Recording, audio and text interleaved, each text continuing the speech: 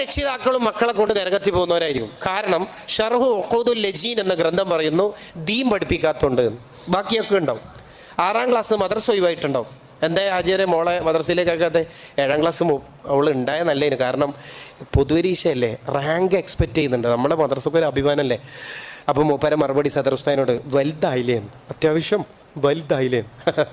SLCക്ക് പോകുന്നുണ്ട്, +2ന് പോകുന്നുണ്ട്, ഡിഗ്രിക്കും പോകുന്നുണ്ട്. അതെന്തേ? അതുണ്ടല്ല, മദ്രസയിലേക്ക് വരാനുള്ള പർദ്ദ ഇടുമ്പോൾ വലുത്, യൂണിഫോം ഇടുമ്പോൾ ചെറുത്. എന്നൊരു കാര്യം ചെയ്തോളി, പേര് മാറ്റിക്കോളി, മാജിക് ഫാത്തിമ കേട്ടോ. മദ്രസയിലേക്ക് പോകുമ്പോൾ വലുത്. ആരോടാ ഈ ഉടായിപ്പ്? എന്തിനാ ഈ ഉസ്താദ് മദ്രസയിൽ പഠിപ്പിക്കണം എന്ന് പറയുന്നത് അറിയാം?